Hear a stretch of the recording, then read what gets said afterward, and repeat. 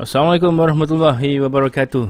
Selamat sejahtera, selamat malam diucapkan kepada anda semua.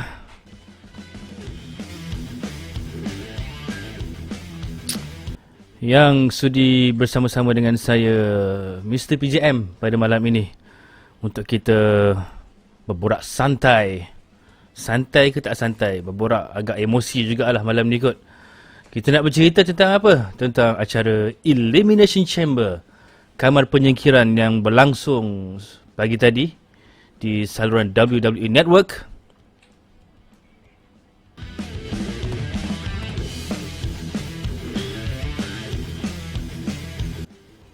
Apa khabar? Apa khabar pula? Apa khabar anda semua malam ini? Terima kasih kepada semua yang dah bersama-sama dengan saya. Masuk ke chat room, menyertai live kita pada malam ini.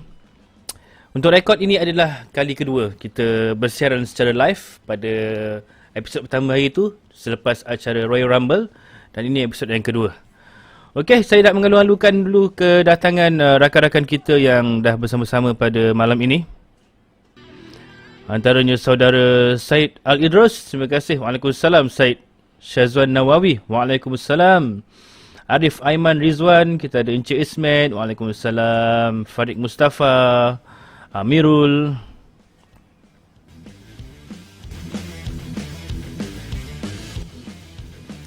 Ya, kita buka lagu yang menaikkan semangat sikit lah ya.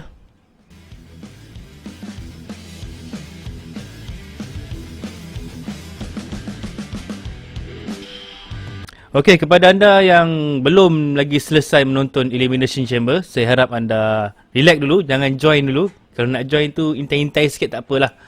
Kita risau sekiranya kita duk berborak dekat sini, tiba-tiba anda masuk, anda terspoil pula, tertahu pula keputusan-keputusan perlawanan yang belum anda saksikan.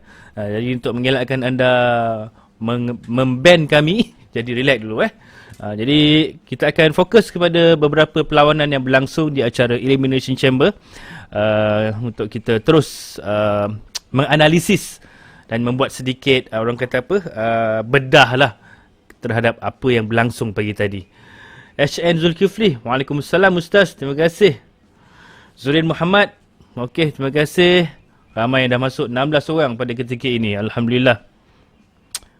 Kita layan lagu sekejap.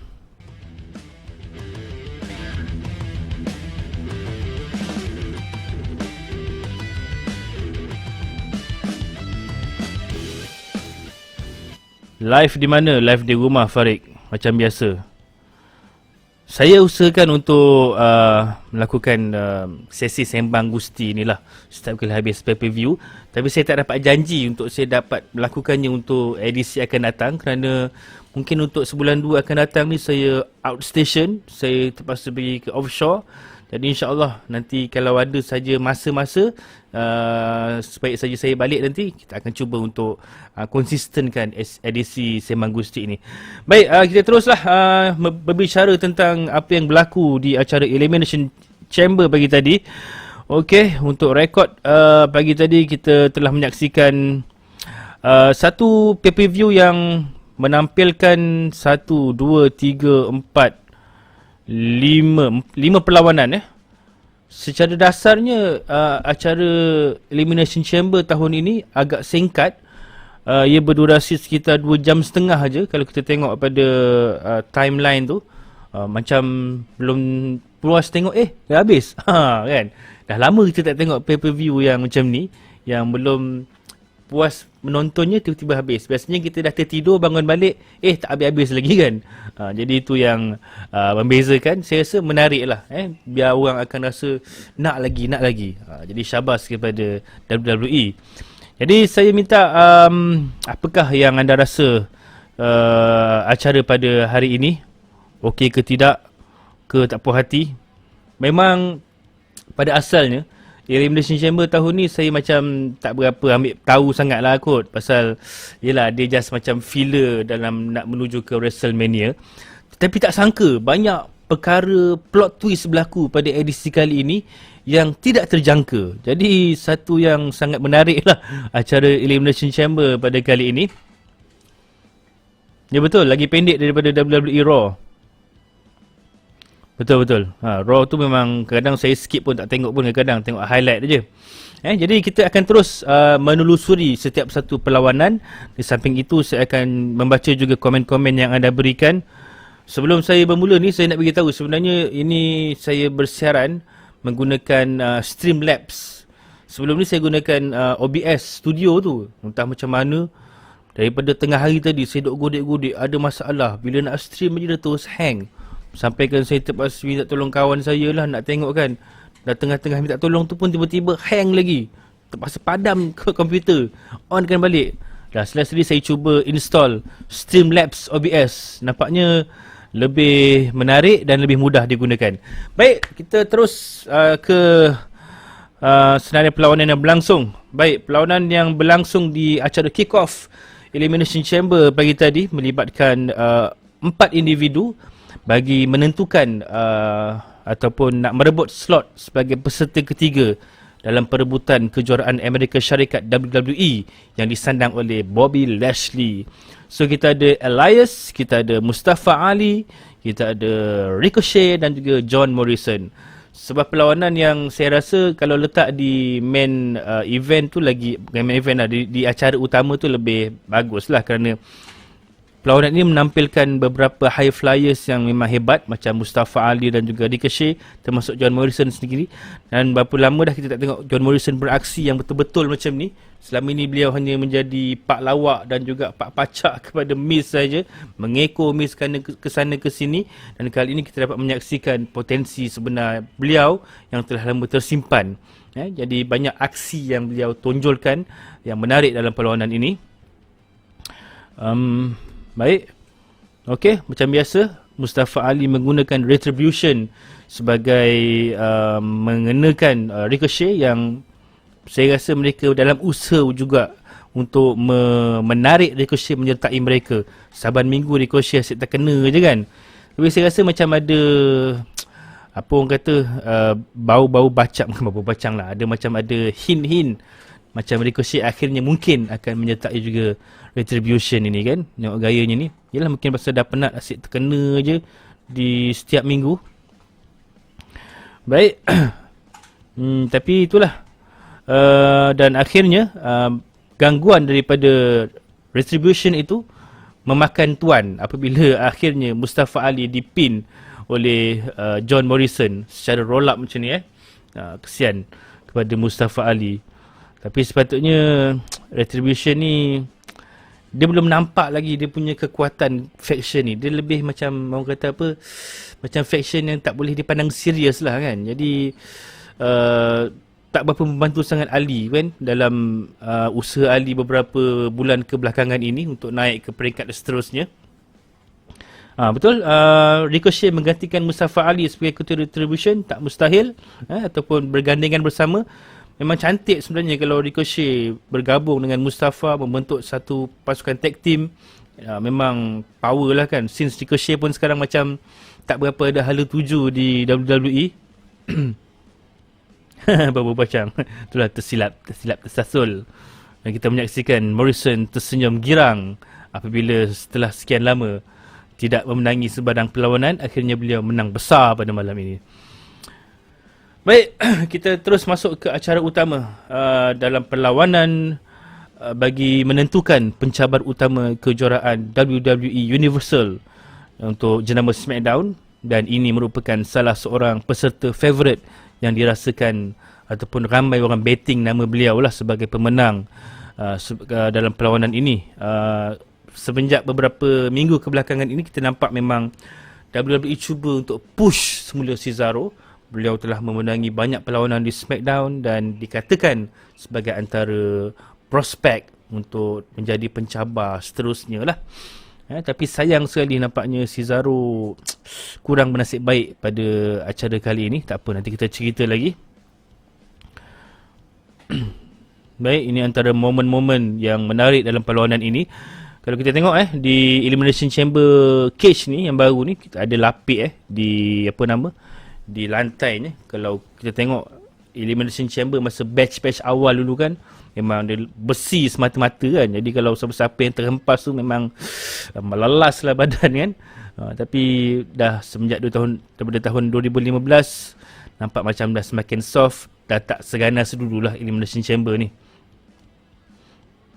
Betul, Morrison dah boleh gerak daripada jadi Pak Pacak The Miz. Siapa sangka mungkin satu hari nanti Morrison boleh mencabar The Miz ke kan? Kita tak tahu. Tak apa, kita teruskan dulu dengan cerita perlawanan ini. Ni antara momen-momen yang menarik lah. Ni mana Sami Zayn memanjat cuba nak melarikan diri daripada Cesaro. Ini juga ada orang memanjat gini Lagi cantik kalau terus panjat ke atas tu kan, macam Kofi Kingston pernah buat dulu. Okey, dan ini dia Cesaro menampilkan kekuatannya apabila siap buat senaman ringan lagi semasa bergayut ni Sebab memang Cesaro ni merupakan seorang yang memang diketahui lah mempunyai fizikal dan kekuatan yang luar biasa. Jadi memang padan lah sekiranya kalau beliau diletakkan sebagai pencabar utama untuk kejuaraan Universal di SmackDown selepas ini. Dan akhirnya King Corbin menjadi mangsa Cesaro selepas di swing beberapa kali dan disusuli dengan sharpshooter yang sangat padu daripada Cesaro, menyebabkan King Corbin menjadi individu pertama yang tersingkir dalam perlawanan ini. Kita lihat Sami Zayn juga cuba untuk berbaik semula dengan bekas kawan baiknya iaitu Kevin Owens. Tetapi Owens dah masak dengan perangai Sami Zayn sekarang kan. Macam apa orang kata, pelik kan. Dulu Zayn orang baik, Kevin Owens orang jahat. Sekarang dah terbalik pula kan. Betapa pantasnya masa itu berlalu kan. Tapi sebenarnya dema dua orang ni memang kawan baik pun kan. Tak dapat dinafikan lagi lah. King Corbin jadi nasi tambah masa perlawanan ini. Ya betul. King Corbin pun macam dah tak berapa nampak dia punya hala tuju kan. Dia punya apa orang kata, persona sebagai seorang raja itu, membawa gelaran King of the Ring tu macam tak memberikan apa-apa kesan yang banyak lah kepadanya. Dan ramai peminat yang mengharapkan agar King Corbin kembali menjadi Lone Wolf Baron Corbin macam masa mula-mula beliau debut dulu. Sami Zayn bila nak rambut pendek balik PKP kot kat sana, kedai gunting tak buka-buka lagi agaknya. Okey, kita saksikan juga Kevin Owens sempat melampiaskan amarah, dendam dan kesumatnya kepada Jey Uso dengan menghentam Jey beberapa kali di kelas dalam chamber itu, juga di rantai-rantai besi. Memang dah lama geram dengan Jey ni kan. Tapi pada satu ketika, ini agak ngeri jugalah babak ini. Saya ke tepi sikit. Apabila Jey menghentam pintu utama kamar Hell in the Cell, sangkar Hell in the Cell pula, Elimination Chamber ini, ke bahu, ke lengan Owen, tersepit tu. Pedih ni. Dapat dibayangkan kesakitannya. Dan akhirnya Jey Uso yang menamatkan perjalanan dan impian Cesaro, di mana Cesaro pada perlawanan ini beliau mencipta rekod selama 32 minit 42 saat dalam perlawanan ini, sebagai orang antara yang paling lama lah beraksi. Sayang sekali kerana kita meletakkan harapan untuk melihat Cesaro naik sebagai number one contender ataupun menjadi main eventer, tapi nampaknya masa itu belum tiba lagi. Dikatakan bahawa dalam satu tweet yang diciap oleh Cesaro pasca perlawanan ini, beliau kata beliau telah memandu di dalam kereta selama sejam tanpa berkata sepatah perkataan pun, kerana masih lagi terkesima, terpana akibat kekalahan ini. Kemenangan yang dah nyaris-nyaris, tinggal sikit lagi, tapi belum ada rezeki, sayang sekali. Tapi mungkin masa Cesaro akan muncul kemudian ya. Dan ini adalah Daniel Bryan yang akhirnya berjaya menindan Jey Uso yang merupakan peserta terakhir. Agaknya kalau Jey yang menang tadi memang rasa macam dah boleh agak lah dia punya perjalanan cerita dia. Tapi nasib baik Daniel Bryan berjaya mengelak daripada hempapan katak oleh Jey Uso itu dan menghadiahkan satu lutut terbang kepada Jey Uso dan berjaya memenangi perlawanan ini. Tapi macam yang kita tahu, pemenang bagi perlawanan Elimination Chamber SmackDown ini akan menjadi pencabar utama kepada Roman Reigns, dan sepatutnya berilah laluan kepada Daniel Bryan ni untuk bernafas kejap, berehat ke. Saya jangkakan pasal perlawanan ini perlawanan pertama, perlawanan pembuka tirai, maka mungkin pemenang itu akan balik dulu ke locker room berehat-rehat dan akan lawan semula dengan Roman mungkin selang 2-3 perlawanan selepas itu. Rupanya tidak. Habis saja perlawanan, Daniel Bryan masih belum lagi nak sempat menarik nafas, lagu Big Dog kedengaran dan muncullah. Tapi itulah, sempat juga menerima yes lock daripada Daniel Bryan. Sempat jugalah menyeksakan Roman Reigns yang jahat, Ya Rabbi ni. Dia ada ira-ira semacam crippler crossface oleh mendiang Chris Benoit. Tapi sayang sekali, Daniel Bryan, mungkin beliau adalah tandingan, boleh lawan kalau sekiranya fresh, tapi pasal dah terlalu penat, maka tak dapat nak mengharungi cabaran daripada Roman Reigns yang diketahui memang banyak akal dan muslihat kejinya itu. Dan terperangkaplah macam apa yang dilalui oleh Kevin Owens di acara Rumble bulan lepas. Kesian. Tapi itulah, orang yang jahat ni tak selalunya akan sentiasa berada di tempat yang selesa.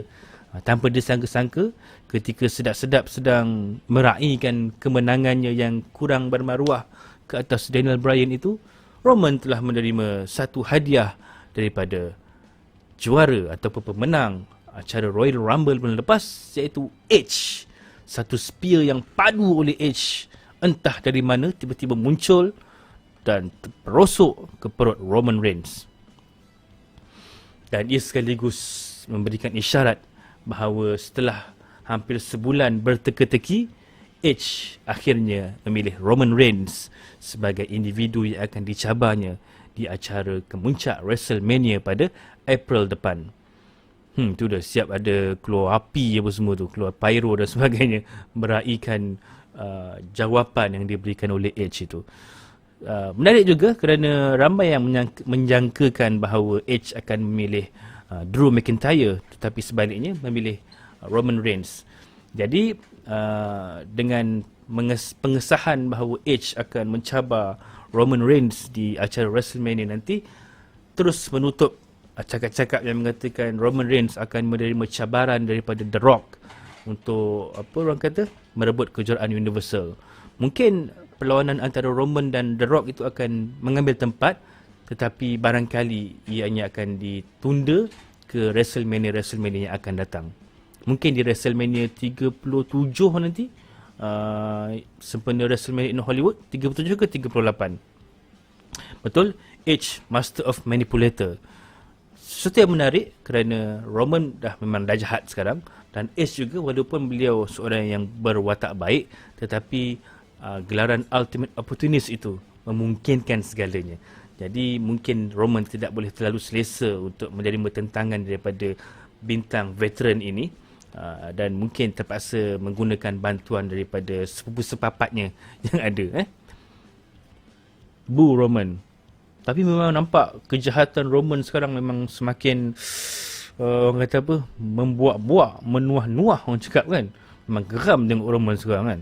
Rasa nak menyumpah aja. Jadi anda rasa siapakah yang bakal memenangi perlawanan di antara Edge dan Roman Reigns ini? Spear siapakah yang lebih padu agaknya di antara spear Roman dan juga spear Edge? Boleh berikan komen anda dan berikan prediction anda. Adakah mampu Edge untuk merampas kejuaraan Universal daripada Roman yang telah disandang sejak Ogos tahun lalu? Sekarang ni memang tak nampak siapa yang boleh mencabar Roman. Jadi adakah Edge akan menjadi individu tersebut? Okey. Betul. Gusti kena macam tu. Yang baik ni dia kena tak boleh baik sangat lah dalam berlawan. Kena ada trik sikit lah kan. Tambah-tambah lawan orang yang jahat macam Roman Reigns ni. Baik. Tapi overall satu perlawanan yang menarik. Cuma saya rasakan bahawa macam tak ada makna je perlawanan Elimination Chamber. Penat-penat 6 orang tu bergasak, berlawan sesama sendiri. Akhirnya kalah macam tu je dengan Roman. Mungkin di acara SmackDown nanti akan ada ulangan perlawanan antara Bryan dan juga Roman. Tapi untuk dalam perjalanan menuju ke Mania ini, saya tak rasa yang Roman akan kalah kepada mana-mana individu sampailah di acara WrestleMania nanti. Spoiler alert, Edge win WrestleMania. Anda pasti Muhammad Amirul? Okay, tak apa. Jadi apapun sesuatu yang menarik lah ditunggu-tunggu. Menutup teruslah kata-kata yang mungkin kata Edge akan mencabar Finn Balor untuk kejuaraan NXT kan. Dan memilih kejuaraan Universal. Sesuatu yang menarik bagi nak melengkapkan koleksi kejuaraan Edge tu juga lah. Yalah, kejuaraan WWE dia dah pegang dulu kan. Jadi naklah tambah dalam resume tu kejuaraan Universal pun ada kan. Baik, itu dah cerita tentang perlawanan pembukaan Elimination Chamber yang saya rasa tak berapa ada makna, walaupun seronok jugalah untuk ditonton kan. Baik, perlawanan seterusnya, perlawanan 3 penjuru bagi merebut kejuaraan Amerika Syarikat WWE di antara Bobby Lashley, Riddle dan juga John Morrison. Nampak macam perlawanan ini kita dah boleh jangka siapa yang menang, kerana Morrison dan Riddle ini macam belum sampai tahap menjadi pencabar yang dominan kepada Lashley lah. Since Morrison pun selalu jadi pak lawak sejak kebelakangan ni kan. Riddle pun macam selalu nasib-nasib aja. Tapi nampaknya memang betul Lashley menjadi dominan dan mendominasi, memonopoli hampir 70% dalam perjalanan perlawanan ini. Memang teruk kena tibai Morrison dan Riddle dalam perlawanan ini. Sampaikan satu tahap Riddle dan Morrison terpaksa berpakat untuk bekerjasama sekejap memeterai memorandum persefahaman untuk mendebani Lashley yang macam susah nak diganggu gugat di dalam perlawanan ini. The real bro. Betul kan. Anda rasa seronok ke Riddle ni? Saya rasa macam dia ni dia nampak biasa lah. Cuma dia ni ada kelebihan dari segi MMA fighting dan sebagainya. Cuma nampak macam so-so je lah pada pandangan saya lah. Tapi mungkin pandangan anda berbeza kan. Cuma saya seronok tengok dia datang pakai selipar tu. Anak-anak saya pun seronok tengok. Macam Mak Ganja, Aiman Haziq kata kan, dengan slipernya kan. Okey, ini adalah turning point kepada kekalahan yang berlaku kepada Lashley apabila MVP ni kenapa kaki dia, kalau siapa yang boleh kongsi, saya tak tengok Raw 2-3 minggu ni, jadi tak tahu dia injured ke apa kan. Tapi nampaknya tongkat yang digunakan oleh MVP ini menjadi senjata makan tuan lah kepada Bobby Lashley sendiri apabila Jomo berjaya merampas tongkat itu. Tak jatuh pula dia, tak ada tongkat dia. Dan semasa sedang dilakukan full Nielsen ini, Riddle mengambil kesempatan mengambil tongkat yang berjaya dicapai oleh Jomo tadi dan membantai belakang Bobby Lashley. Padu betul. Sampai patah lah tongkat tadi tu kan. Punya kuat. Dan apabila Lashley dah tersungkur dan terkeluar dari gelanggang, peluang itu diambil oleh Riddle untuk menindan John Morrison yang dah pang-pang halang pada ketika itu. Dan akhirnya Riddle berjaya bergelar juara Amerika Syarikat dan sekaligus menggondol kejuaraan pertamanya di roster utama WWE. Tahniah kepada Riddle. Dan biasalah apabila seseorang individu itu terlepas kejuaraannya, biasanya akan ada cerita-cerita tambahan, sama ada beliau akan mengintai untuk kejuaraan yang lebih besar ataupun ada cerita lain. Dan nampaknya itulah yang dilakukan oleh Lashley. dalam beliau marah-marah tadi, rupanya ada agenda lain yang telah pun disusun sebagai backup plan. Memang pandai MVP mengatur rentak untuk orang-orangnya. Kalau Jomo menang, boleh celebrate dengan The Miz kan? Itulah. Tapi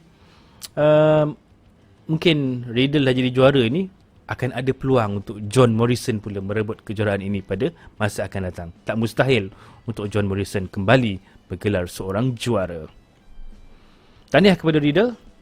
Dan ini pula merupakan perlawanan bagi merebut kejuaraan beregu WWE wanita di antara penyandang juara Nia Jax dan Shayna Baszler menentang pencabar mereka, juara wanita SmackDown Sasha Banks dan apa nama ni, Bianca Belair. Satu perlawanan ni macam boleh katakan toilet break punya match lah. Tak berapa menarik sangat. Biasa-biasa je, kita pun dah boleh agak lah dia punya apa orang kata, penyudahnya macam mana kan. Kerana waktu ini belum nampak lagi mereka yang betul-betul dominan untuk merampas kejuaraan daripada Nia dan Shayna. Dan ini merupakan shot yang saya sempat screenshot di mana Bianca mengejek Nia Jax. Kan beberapa minggu di acara Raw yang lepas kot, yang Nia Jax menyebut my hole tu, dia terempas atas punggung dia dan berteriak my hole kan. Di SmackDown pun berulang juga situasi yang sama. Tapi tak silap saya, selepas beliau menyebut my hole secara terang-terangan itu, WWE bertindak memotong perkataan tersebut kan. Macam nampak kelakar pun ada kan bunyinya. Tapi itulah, badan besar bila terempas tu memang pedih sikit lah kan. Dan perlawanan ini diganggu oleh Reginald. Saya tak faham kenapa tiba-tiba Reginald boleh berkawan pula dengan Sasha Banks dan juga Bianca. Kan dia ni balaci kepada Carmella kan. Itulah, padah tak tengok SmackDown 2-3 minggu kan. Dah terlepas, tak tahu jalan cerita.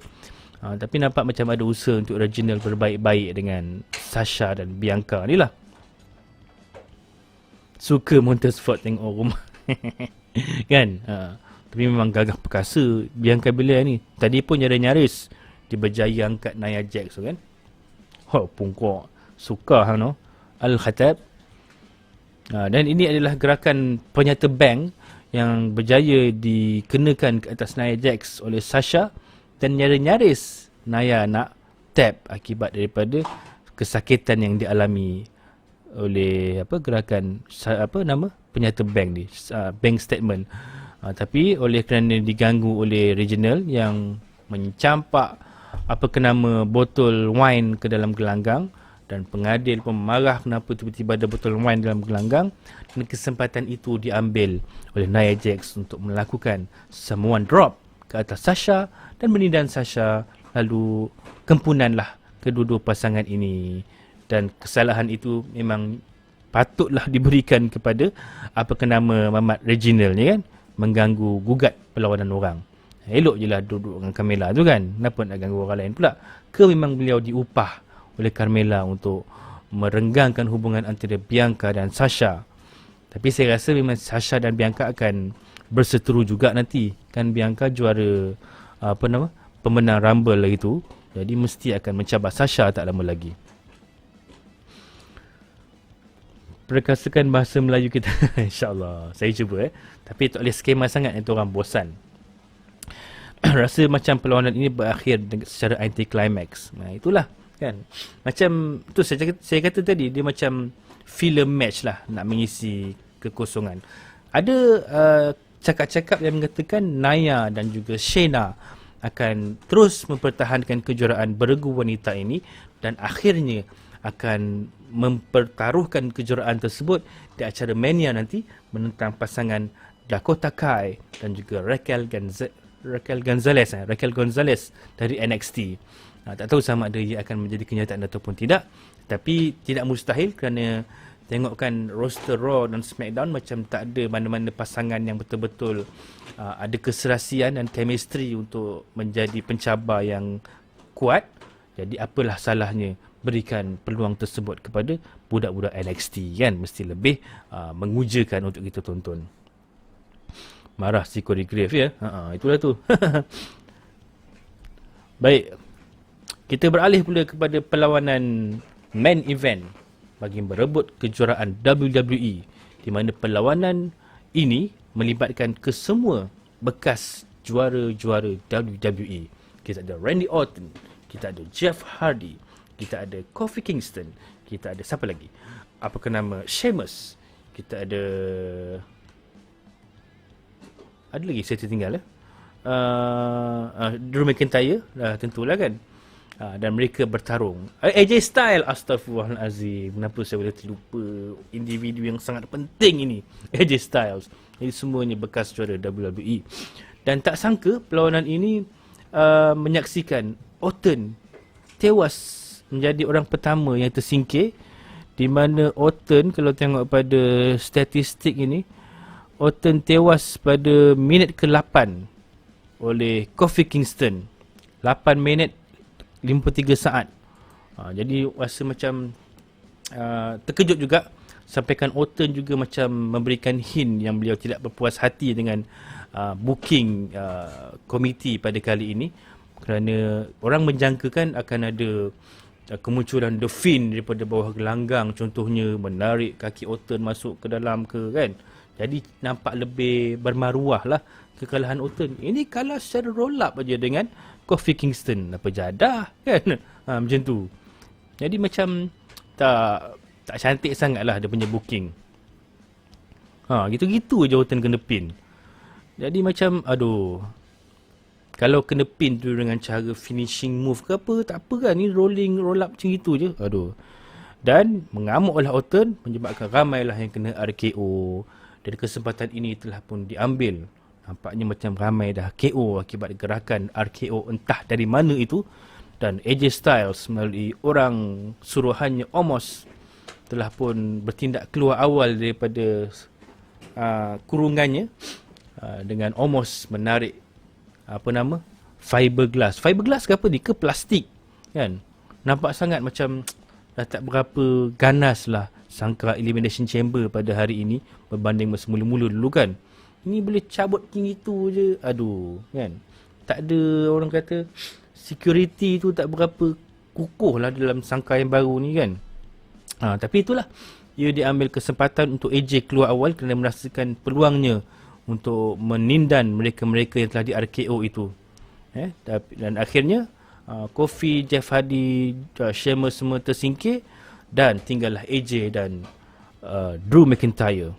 Satu penyudah yang sangat cantik, di mana ketika ini AJ cuba melakukan phenomenal forearm ke atas McIntyre, tetapi disambut dengan flying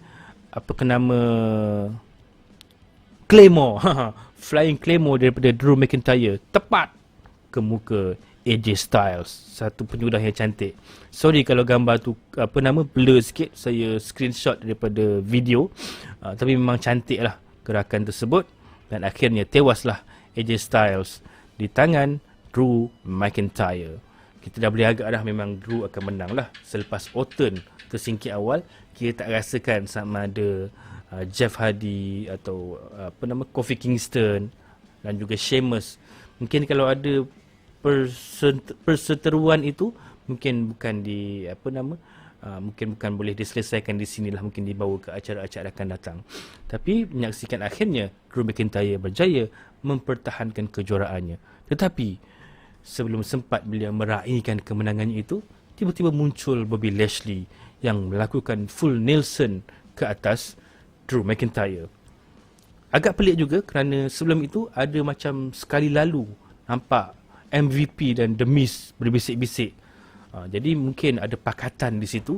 Dan tersaksikan, macam saya katakan awal tadi, apabila beliau tewas kejuaraan US, makanya mesti beliau akan mencuri-curi peluang untuk naik setapak lagi dengan menyasarkan kejuaraan utama di WWE.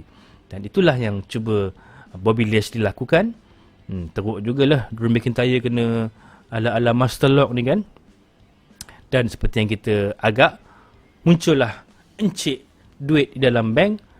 Encik The Miz membawa beg bimbitnya itu bersama-sama dengan pengadil. Memang dah dapat agaklah kerana perlawanan Elimination Chamber ini biasanya akan berakhir dengan juaranya itu akan lemah, tidak bermaya, dan ia adalah peluang yang sangat baik untuk mana-mana pemegang beg bimbit Money in the Bank itu untuk menunaikan kontrak tersebut dan merampas kejuaraan WWE.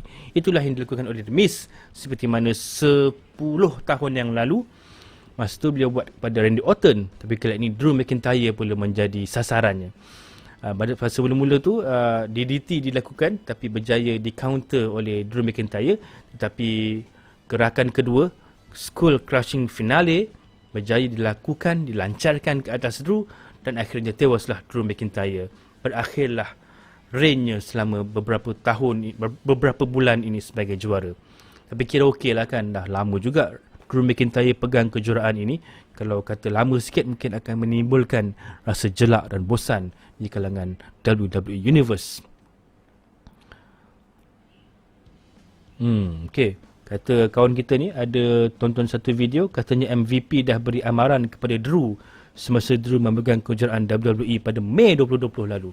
Oh, maksudnya ini adalah cerita jangka panjang, build up yang perlahan tetapi akhirnya menatijahkan satu keputusan yang di luar jangkaan.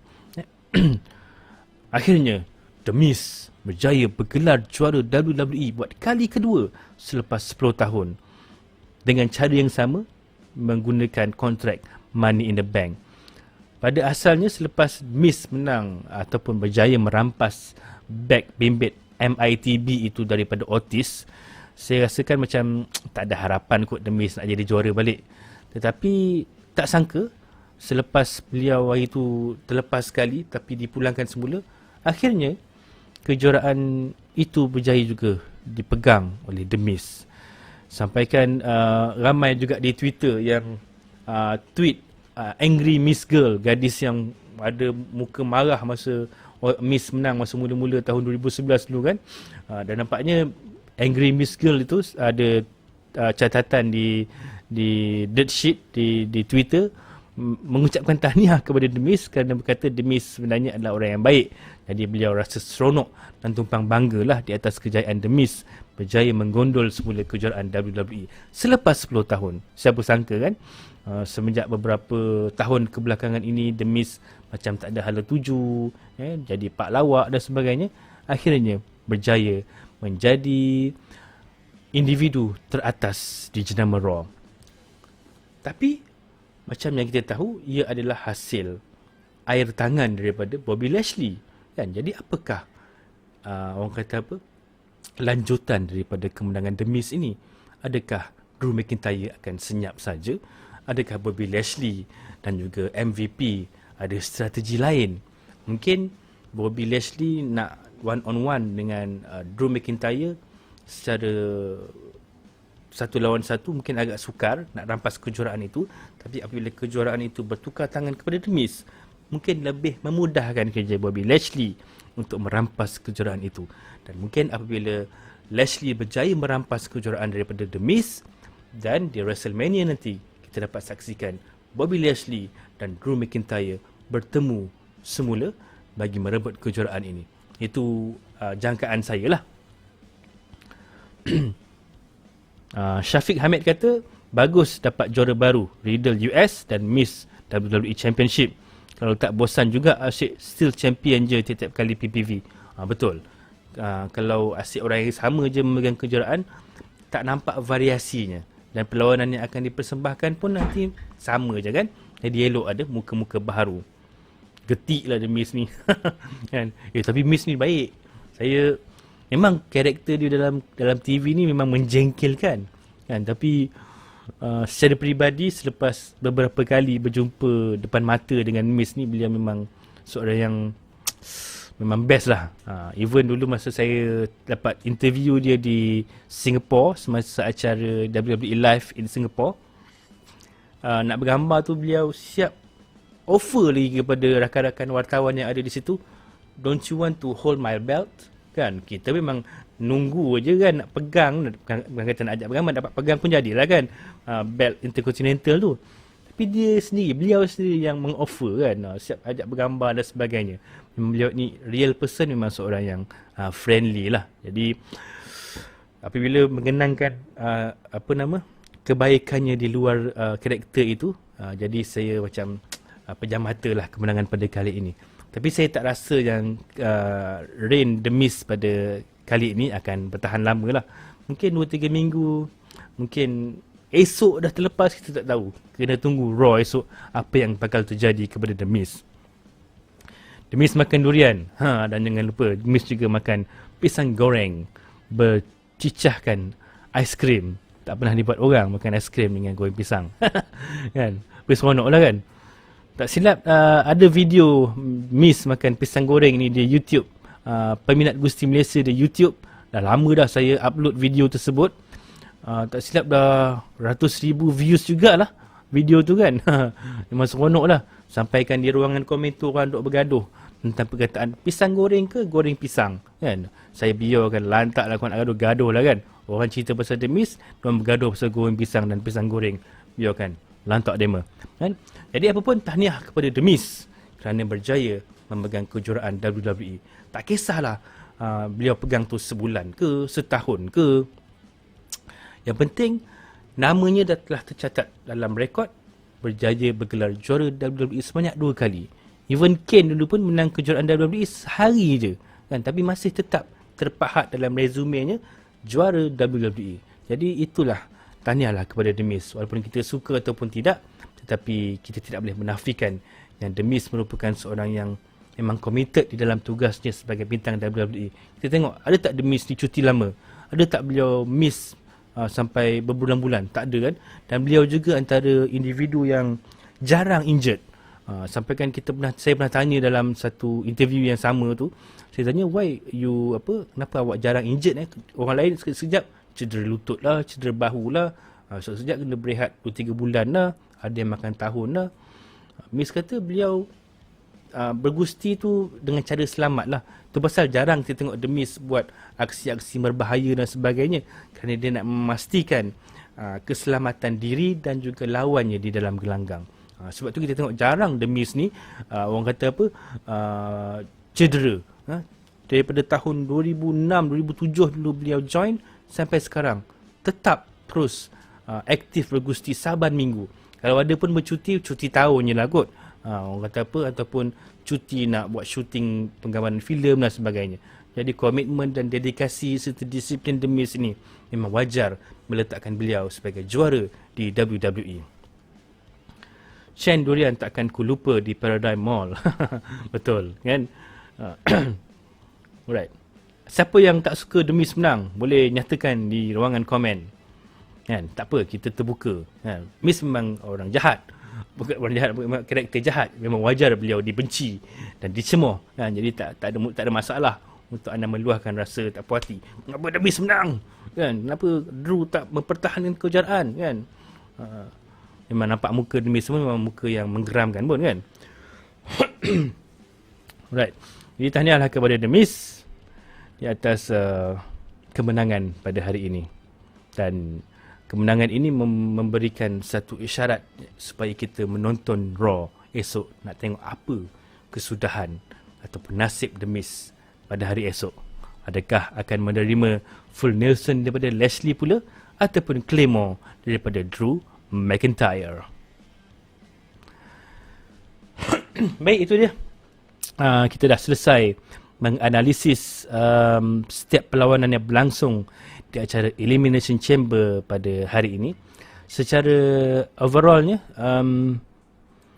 acara kali ini diberikan 6.4 total rating di cagematch.net dengan ramai yang memberikan 7 bintang, ada juga 8 bintang yang menyatakan rata-ratanya 7 lah, 7 bintang kepada acara ini.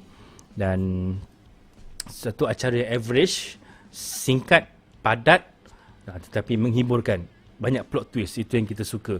Kadang WWE ni orang malas nak tengok pasal dah dijangka, dah boleh agak apa akan jadi. Jadi bila buat plot twist macam ni, jadi orang akan eager ataupun teruja nak mengikuti jalan cerita seterusnya untuk diikuti kan. Pasal ni pun dah nak start perjalanan ke WrestleMania ni. Jadi dalam tempoh sebulan dua ni, macam-macam boleh berlaku. Kan? Asalnya lawan orang ini, mungkin boleh berubah menjadi lawan orang itu pula. Kan? Everything can happen in the WWE. Expect the unexpected. Itu dia. Kan? Betul, Angry Miss Girl pun suka kemenangan The Miz kali ini. Tapi Angry Miss Girl ni katanya dah berapa tahun dah tak tengok wrestling dah. Tak tengok dah tak mengikuti Gusti dah. Masa dia kecil-kecil je dulu. Ni dah jadi anak dara ni, dah tak layan dah kan. Mungkin beliau memberikan komen ni pun pasal ada yang tweet nama beliau dan juga tag beliau lah di dalam siapan-siapan di Twitter. Atuk Vince tak ada kat ESEC. Tak sure pula. Tak baca lagi sama ada ke tidak. Masa Rumble hari tu memang Atuk Vince tak ada. Dan kali ni mungkin ada kot. Perjalanan nak raya nanti harap banyak twist plot. Plot twist. Gitulah. Kita harapkan gitulah kan. Supaya akan ada kejutan demi kejutan dalam menghadapi WrestleMania. Kerana kalau dibandingkan Rumble dan Mania, sebenarnya orang lebih teruja untuk menyaksikan Royal Rumble. Kalau tanya saya lah. Kerana Rumble ini penuh dengan kejutan. WrestleMania ini pula macam lebih macam celebration, meraihkan. Jadi dari segi perlawanan itu semua dah boleh dijangka lah dia punya kesudahannya. Tapi apa pun, kita harapkan Mania kali ini akan cover balik missing WrestleMania yang terlepas pada tahun lepas akibat penanganan COVID ini. Dan harapnya tema Lanon yang nak dibawa tu nanti akan menjadi pengisian penting dalam WrestleMania pada tahun ini. Mungkin ramai yang akan jadi Lanon merampas title sana sini. Dan harapnya banyaklah muka-muka baharu pula yang akan diangkat menjadi juara. Contohnya seperti Cesaro tadi. Setelah sekian lama beliau membanting tulang, maka sudah tiba masanya lah untuk WWE memberikan penghargaan kepadanya untuk bergelar juara pula. Bukan sekadar Bryan, tetapi juga nama-nama lain seperti budak-budak baharu, Murphy dan juga Drew Gulak, siapa lagi, Ricochet, Mustafa Ali. Ini semua boleh diberikan peluang untuk turut sama bergelar juara di WWE. Adakah orang Malaysia badan lagi tinggi dari The Miz? Ada. Kawan saya Nazri Najib. Nazri Najib lagi besar daripada The Miz. Betul abang Yang Kasim. Ramai masa gambar dengan The Miz tahun 2014 tu. Ramai juga. The Miz ni dia average lah dengan saya. Kalau tengok kat teaser ataupun montage YouTube dah Gusti saya tu, ada gambar saya dengan The Miz. Dia tinggi sikit lah. Tinggi saya paras telinga beliau gitulah. Kan. Kira so-so je lah. The Miz ni tak besar sangat. Bad Bunny berjaya memenangi kejuaraan WWE. Membakar semangat The Miz. Itulah. Dah kena lampang dengan Bad Bunny. Kan? Harapnya bukan Bad Bunny lah yang menjadi pencabar kepada The Miz di WrestleMania nanti. Kan? Jangan, bukan lah harapnya kan. Okay. Nanti WrestleMania live dekat Peacock saja ke? Saya rasa Peacock punya streaming ni hanya di US saja kot. Kerana Peacock ni bukannya satu siaran yang berbentuk global. Mungkin dia ada deal dengan WWE lah. Mungkin deal itu hanya bersifat sementara lah. Sementara nak tunggu penonton boleh membanjiri semula acara-acara WWE. Jadi mungkin nak menambah pendapatan dan sebagainya hasil daripada perkongsian streaming itu. Maka WWE memilih. Ini lebih kepada bisnes punya ni lah, punya cerita lah. Tapi saya rasa WWE Network akan tetap ada. Dan pasaran untuk seluruh dunia ni dah ramai pun dah melanggan network ni. Jadi kalau tiba-tiba nak beralih kepada Peacock, rugi besar lah WWE kan. Dan kita pun di Malaysia masih lagi ditayangkan melalui Astro. Jadi saya rasa ia tidak akan berakhir dalam tempoh masa terdekat ni lah. Dan kita harapkan WWE Network akan terus memberikan yang terbaik kepada kita lah dalam memberikan pay-per-view menarik seperti ini. Bolehlah usik telinga The Miz. Masa saya interview Miz tahun 2017 tu, sebenarnya jadual asal Miz dengan Maryse kan. Jadi saya teruja lah. Pasal tahun 2014 saya dah pernah interview Miz kan. Jadi dah pernah jumpa Miz. Jadi nak jumpa kali kedua ni dah tak teruja macam yang pertama dulu lah. Saya lebih teruja nak jumpa Maryse masa tu. Amboi. Kan. Tapi malangnya diorang baru sampai pukul 1 tengah hari tu. jadi meris macam tak berapa sihat lah, mungkin jet lag dan sebagainya. Maka hanya miss seorang je lah yang datang interview tersebut. Jadi kempunan lah saya untuk menemubual dan bersuah foto bersama merisku sayang. Aduh, kan. Tapi nasib baik masa tu dapat bergambar dengan Alexa Bliss, kan. Kira terubatlah rasa lara di hati. Baik, saya rasa dah lama juga lah kita bersiaran, dah 52 minit. Jadi saya rasa secara rumusannya kita merasakan acara ini menarik dan berjaya membuatkan kita tertunggu-tunggu apakah yang bakal berlaku selepas ini. Baik, terima kasih kepada anda semua yang sudi meluangkan masa bersama-sama dengan saya pada malam ini. Seronok sebenarnya berborak dengan anda semua ni. Mungkin untuk edisi-edisi akan datang saya akan cuba bawa tetamu dan sebagainya untuk bersama-sama kita bersembang dalam sesi menganalisa perlawanan dan acara pay-per-view WWE ini. Untuk acara lepas ni ada Fastlane bulan 3 ni dan juga WrestleMania. Saya harap saya dah balik lah masa WrestleMania bulan 4 tu. Jadi kalau kata saya ada, insyaAllah kita akan buat edisi bedah ini, edisi sembang ini sekali lagi. Dan insyaAllah rakaman sesi live ni juga akan saya muat naik di YouTube nanti untuk anda ulang tonton nanti dan juga di Facebook Peminat Gusti Malaysia, insyaAllah. Okey? Jadi terima kasih banyak-banyak kepada semua. Saya rasa seronok pada malam ini dan saya harapkan kita semua akan terus bersemangat untuk menonton WWE. Dan kepada adik-adik kita yang sedang bertungkus lumus, sedang berjuang mengambil peperiksaan SPM, good luck. Okey, teruskan menjawab dengan baik, dengan tenang, dan kami di PJM mendoakan yang terbaik untuk anda semua. Dan budak-budak pun dah nak sekolah ni, start 1 hari bulan, anak saya pun dah nak sekolah. Jadi seronoklah budak-budak ni untuk kembali berjumpa dengan kawan-kawan dan sebagainya. Kita pun seronok juga pasal tak payah nak mengajar PDPR dekat rumah. Baik, terima kasih kepada anda semua. Dah panjang saya membebel, dah berapa kali terima kasih dah ni. Dan insyaAllah kita akan berjumpa lagi. Assalamualaikum warahmatullahi wabarakatuh. Bye-bye. Hidup Gusti, majulah Gusti untuk negara. Assalamualaikum warahmatullahi wabarakatuh.